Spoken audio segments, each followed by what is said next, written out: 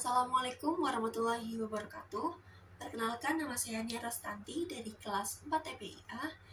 Dalam video kali ini, saya akan menjawab pertanyaan UTS dari soal pengembangan kurikulum. Soal yang pertama yaitu, mengapa calon guru harus memahami kurikulum? Jawabannya yaitu, pendidikan erat kaitannya dengan kurikulum.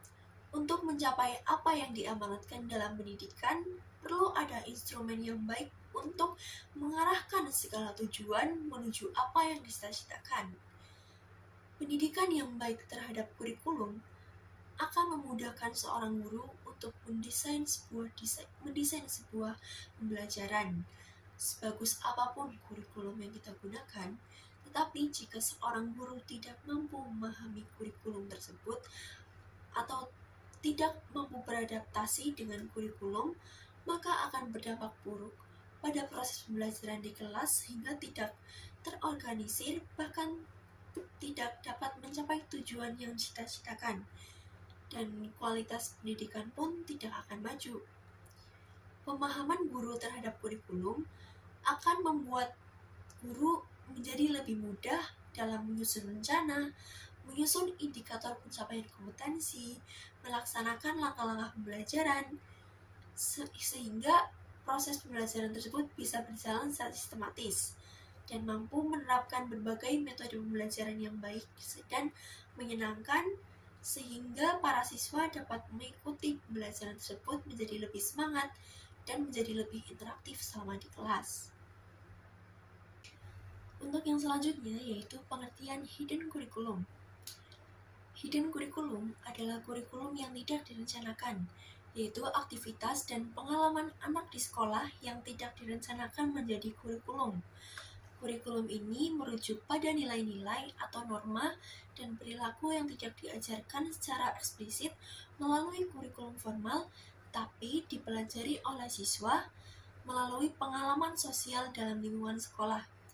Ini bisa terjadi melalui interaksi sosial dengan guru, interaksi sosial dengan teman sebaya, maupun dengan staf sekolah yang lain.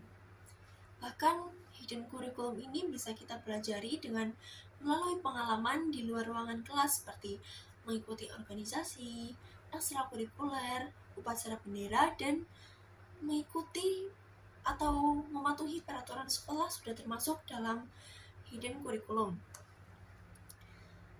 Selanjutnya yaitu contoh dari hidden curriculum yang dapat kita pelajari dalam pembelajaran di mata kuliah pengembangan kurikulum. Yang pertama yaitu ada nilai-nilai kolaborasi dan komunikasi dalam kerja kelompok. Ketika dosen memberikan sebuah tugas kelompok, para mahasiswa di situ tidak hanya mengerjakan tugas yang diberikan oleh dosen saja, tetapi dari situ para mahasiswa dapat mempelajari bagaimana cara bekerja sama dalam tim yang baik untuk mencapai tujuan yang sama. Selanjutnya itu para mahasiswa dituntut untuk lebih aktif dalam kelompoknya, kayak memberikan pendapat atau sanggahan dalam kelompoknya mengenai tugas yang diberikan oleh dosen. Kemudian juga ada nilai-nilai kerjasamanya juga.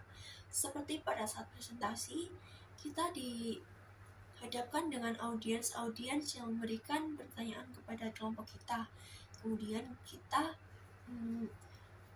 secara langsung memberikan jawaban kepada mereka dalam waktu yang instan. Dalam arti itu kita tidak berdiskusi terlalu lama untuk menjawab pertanyaan tersebut, kita langsung menjawab pertanyaannya saat itu juga.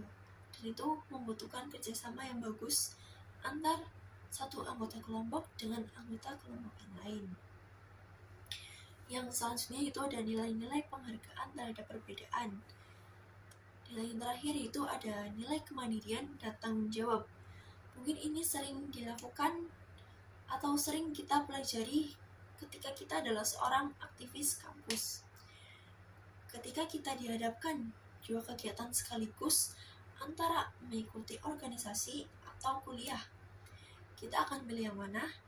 Ya, tentu saja kita harus memilih akademiknya terlebih dahulu, yaitu kuliah.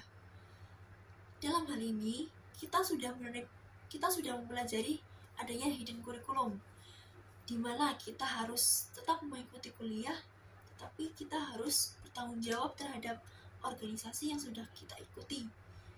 Begitupun sebaliknya, kita harus tetap mengikuti suatu program kerja yang telah kita buat di organisasi, tetapi kita harus menyelesaikan tugas di perkuliahan sehingga tidak ada yang ditinggalkan. Yang selanjutnya yaitu strategi apa yang akan kita lakukan sebagai guru untuk menerapkan hidden curriculum. Strategi yang akan saya gunakan ketika saya akan menjadi guru dan akan menghadapi murid-murid, yang pertama yaitu membuat suasana kelas menjadi lebih interaktif dan juga positif. Yang kedua, memberikan suatu pembelajaran yang kolaboratif. Selanjutnya yaitu meningkatkan kesadaran diri siswa akan pentingnya belajar, memberikan dukungan dan pembinaan kepada siswa, karena saat ini banyak sekali para siswa itu yang memiliki kesehatan mental kurang baik, sehingga saya sebagai guru harus lebih bijak dalam menangani suatu permasalahan tersebut. Salah satunya itu mengembalikan semangat belajar siswa agar mereka lebih bersemangat lagi dalam mengikuti pembelajaran saya di kelas. Langkah yang terakhir yang akan saya gunakan itu menanyakan kebutuhan dari para siswa. Kebutuhan dari para siswa yang saya maksud di sini yaitu pembelajaran seperti apa sih yang mereka inginkan, juga metode pembelajaran seperti apa yang mereka inginkan, sehingga bisa saya terapkan dalam kelas tersebut, sehingga saat saya melakukan suatu pembelajaran di kelas tersebut menggunakan suatu metode tidak membuat siswa tersebut merasa bosan, karena metode tersebut adalah suatu permintaan siswa.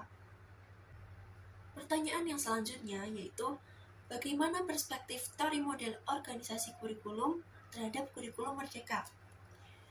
Dalam perspektif teori model organisasi kurikulum merdeka dapat diposisikan sebagai suatu model alternatif dalam mengorganisasikan kurikulum. Kurikulum merdeka menempatkan siswa sebagai subjek dalam proses pembelajaran, bukan lagi hanya sebagai objek yang menerima informasi. Demikian yang dapat saya sampaikan. Apabila ada tutur kata maupun jawaban yang kurang berkenan, saya mohon maaf yang sebesar-besarnya. Akhir kata, wabillahi taufiq wal hidayah. Wassalamualaikum warahmatullahi wabarakatuh.